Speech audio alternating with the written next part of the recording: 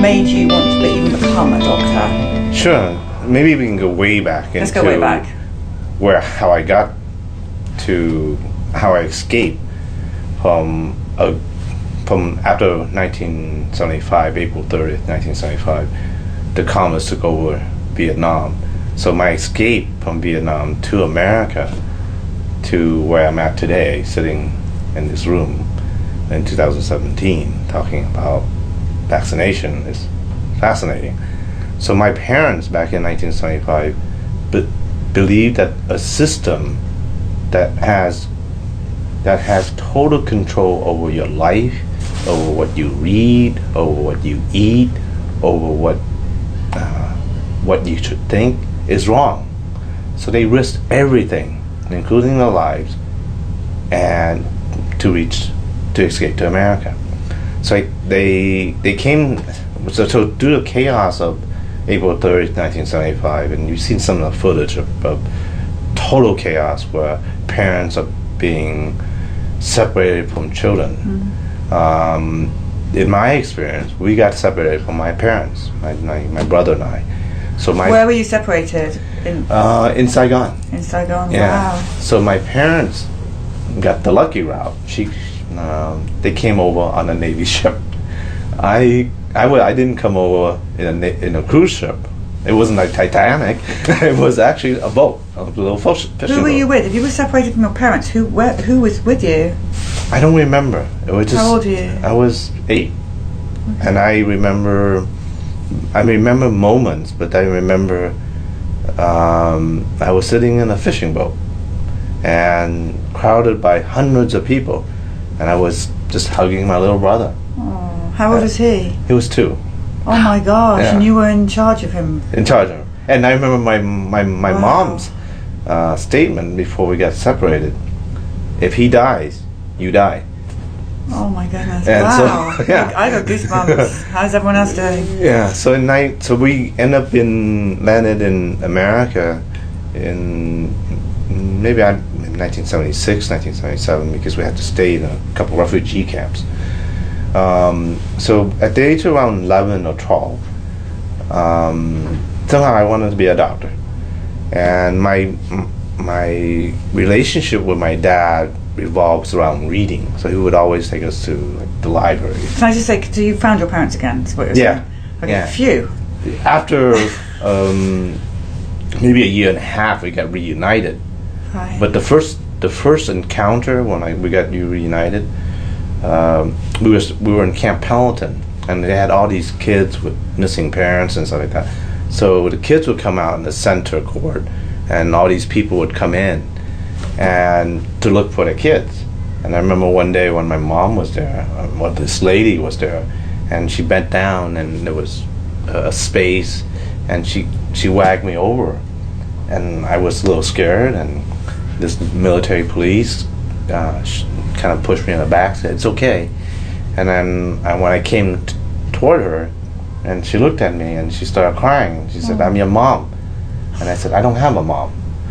And so we got reunited.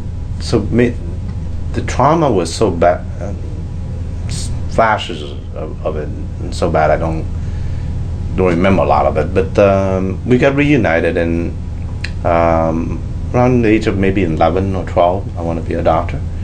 And I remember the library was big back then. We didn't have bookstores or internet or anything like that. So I wanted to get a library card. Remember, a library card was this yellow envelope, and you get this library card. I got my library card, I got really excited, told my dad, we can go to a library. And I walked up to the librarian and I said, "I want to be a doctor." And she said, "So you want to be a doctor?" So she took me to this little area where there's children's book. My first book was, "So you want to be a doctor?" And I started reading, and that was my path. That led my path to my passion in reading.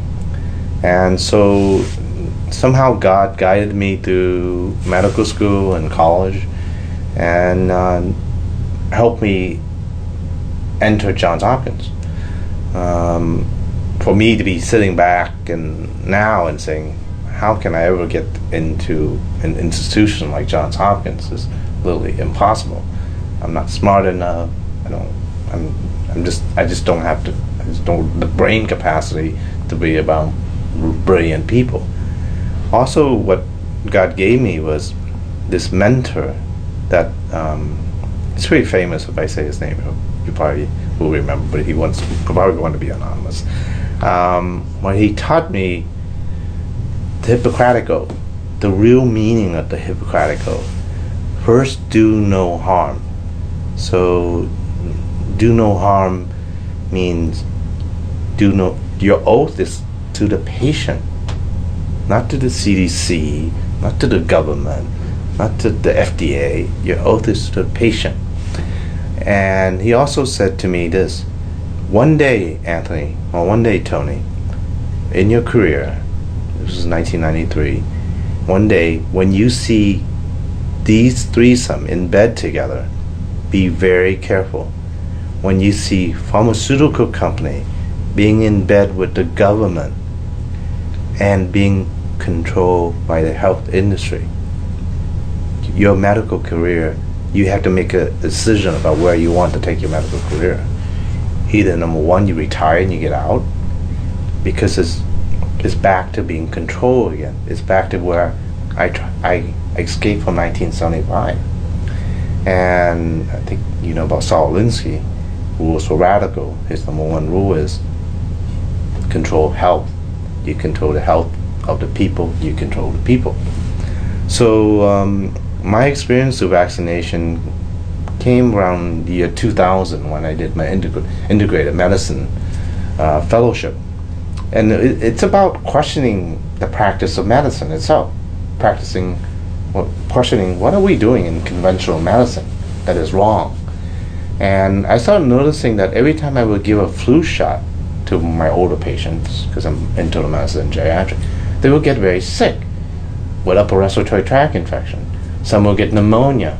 Some would be admitted to the hospital and die. And you were giving flu shots because you were taught that's what you had to do? Did you think about it? Or It was just back then. It was just recommended. The flu season is coming. This flu season is there. Recommended through the CDC. This is a big flu. Get flu shot. Can I ask you one more question? Two more questions. When you were training to be a medical doctor, did you ever at any point have lessons on the side effects of vaccines? Zero. None. And at any point that you gave a flu vaccine, did you ever take the insert out and have a look at it yourself? None. So after 5, so part of what he also taught me was the trust factor. And the trust factor not only it's a dual relationship. It's a relationship between the patient, not between me and the patient, but the patient and me. So when a patient's coming in and saying, hey, when you gave me that flu shot, I came down with 2 weeks worth of upper respiratory tract infection. And when you gave me that flu shot, I was in the hospital, admitted for pneumonia. And so after giving 5 or 6 flu shots, I stopped. And I said, what is going on? Why is it that patients are getting sick from this? And so I started reading. And I started reading on my own. And I started reading, then I saw an article about a CDC whistleblower. And talking about the fraud, talking about the flawed data. And so from when I read that, and the article was a very general article, it doesn't have a lot of scientific studies in it. But from that article and researching who he is, I began to disassociate myself from all the studies coming from the CDC. I want to get real data. So I started reading about stuff coming from the integrated medicine side, that mercury is really bad on the brain. Mercury is really bad even when you have it in your teeth, or when you're brushing your teeth, and then it's leaking out, it's going to the brain. So by combining all what I've read to God give me the insight, I stopped vaccinating my patient. And then what brought me forward to 2017 is that in the past 2 or 3 years is this movement for mandatory vaccination. mandatory vaccination. Nothing in medicine should be forced, even if it's a good thing. Even if I give you, here's this wonderful drug that could help extend your life or whatever, but if you decide not to take it, that's fine. It's your choice. The relationship between a doctor and a patient that's it. I have some patients who would come in and they're married, but they don't want to sit together. The husband would want to sit next to only with me, and I would see the wife next, because it's a private relationship, and it's a relationship that shouldn't be interfered by the government. That the government should not be interfered. They should be our guideline. I'm not anti-medicine. I'm not anti-science. Actually, I'm all of that, but I'm anti-bad science and bad medicine, and I'm anti anything that is forced. And so so that made me very skeptical about everything about what the FDA and CDC is doing. And I wanted to do this interview because I want to challenge the doctors. There are around 300,000 American trained physicians in America, and to challenge them to watch that movie, the documentary Vax, because what they're reading right now, coming from the CDC, and what the enemies are doing, is they're infiltrating the medical institution and the dental institution, and they're telling the medical students, the interns, if the parents bring up questions about vaccination, you dismiss them. What kind of teaching is that? And if they have more than 2 or 3 questions, you dismiss them and you just give them a shot anyway. And that is wrong. It's beyond money. It's beyond greed, and it's evil. It's now good versus evil. So they're indoctrinating the young doctors to ignore the first rule of medicine, to ignore questions from the parents, and just do it. We're now a tool for them to do whatever it is that they want us to do. So is it the generation of, I'm 52 years old, I'm in practice for 22 years, so it's my generation that would have to say, stand up, doctors, there's 300,000 of us here, we have to stop this. I have this debate going on with this pediatrician, who she's not she's just not informed, and she's getting her data from the CDC. And if I'm able to do this interview to ask her, please, before you vaccinate the next child, please watch the movie. And to all doctors, before you give a pneumovax or a Zostavax or a flu shot to an elderly, please watch what's going on with our government. Please watch what they're doing. What did she say? I hope she's watching this, and I hope she'll change her mind. I have a few questions for you. Mm-hmm. First of all, here's my problem. I really hold pediatricians hugely responsible for injuries like my son, and the injuries that I'm recording on the road. Other people say that's not fair, they don't know. Here's my thing. You saw your patients getting sick from the flu vaccine, and you acted on it. They see our children being killed or maimed by vaccines, and they're still claiming that vaccines are safe. They know, they have to know, because we go back into their surgeries and say, look at my sick kid. And the first thing they say is, it's not the vaccines. Let's do lots of invasive tests on your child. I think part of it is there is an incentive for pediatrician to finish the vaccine schedule, and it's horrendous, by the way. So over 40 something vaccine. Hepatitis B should be added. Will a kid get hepatitis B, an STD? Good Lord. Chickenpox? Good Lord. So there is an agenda from the pediatrician side if they fulfill all the schedule, they would have a financial award after that. But there's also, but I don't think, I think, I tend to think there's still a good side in physician. So there's that group that just look at it from the financial side. But there's a group that is really uninformed and also been uninformed, but then they're also being attacked by regulation from Obamacare. One of my professors said the key to socialized, he quoted Lenin, the key to a socialized state is socialized medicine. So in the state of California, I'm constantly getting letters from Medicare, from insurance company. Are you doing this? Are you writing prescription medication, Lipitor? Are you doing everything? So they're slamming it with all this regulation.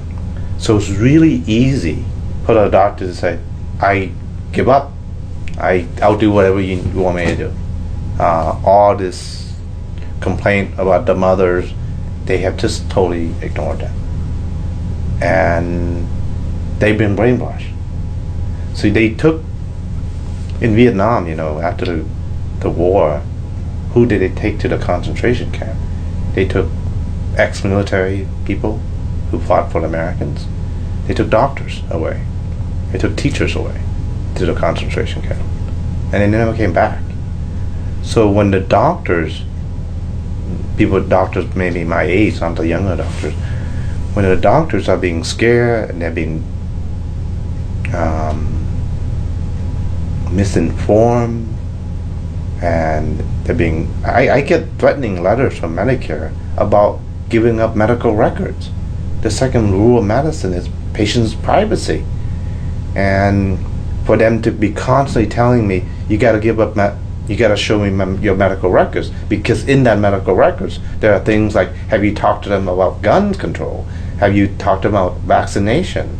All those private medical records the government now want. So they're asking you to give them the private medical records of your my patient. Absolutely. And you say no. I say no. I said no to them, and funny story. I kept saying no, and to the point where one of the CEO of an insurance company, he's a physician. He came in. And he asked me, "Why are you resisting me so much?" And I said, "Are you a doctor?" And he said, "Yes." And I said, "Are you an MD?" And he said, "Yes." And he said, "Okay. So first rule of medicine is do no harm. Second rule of the medicine is to protect the privacy of your patient. So when I'm giving you my medical record to you, am I doing that? Or am I breaking the second law of medicine, the second rule of medicine? So you will never convince me to give up my records to you, unless you can do anything you want to me, but you never will convince me to. But what I'm trying to tell you is, you're no longer a doctor if you're doing this." And he thought about it for a while. And he said, "Okay, in your case, I'm gonna say no. We're just gonna leave you alone." So the past 3 years, they just left me alone. Can you imagine if all the doctors did that? Just said no. Yeah, just say no. They would go away. They would just go away. And in my area, it's covered by, the health insurance is pretty large. Like I would say 8 out of 10 doctors are under that insurance plan. And I'm the only one that they don't bother anymore. And it's such a big relief on me. And I think and I got a lot of help from my mentor, who kept saying, "Tony, you gotta fight them. One person, you, in your area, fight them." And I think that's what, if I can convince my pediatrician doctor, my friend, to say no, or just to read about it, then I think it will create this chain effect throughout America. Which is, I mean, I wish every doctor was like you. We would not have this problem. We're hearing from the people who buy a DVD to give to their paediatrician or their doctor, and people have reported back to me that the doctor said, listen, you've got a choice, I can either hand this back to you now or I'm going to put it in the trash. Really? So, yeah. And they're saying, well, could you just watch it and then you can put it in the trash? And they're like, no, it's going in the trash now or you can take it back. Wow. That's the mindset. Wow. I would recommend to all those doctors who said that, read your Hippocratic Oath. Reread it. I don't want to go over the science behind it, behind the terrible things that's in vaccine right now, because it's too much science. And I watched the Vax movie, and I wanted to save it to the end, so I watched it last night. And I didn't really want to do this document or this conversation. I was kind of hesitant a little bit, but I wanted to save that movie into the end.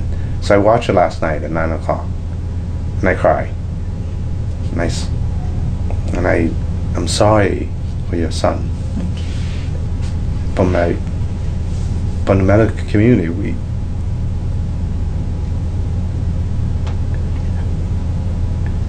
I'm sorry.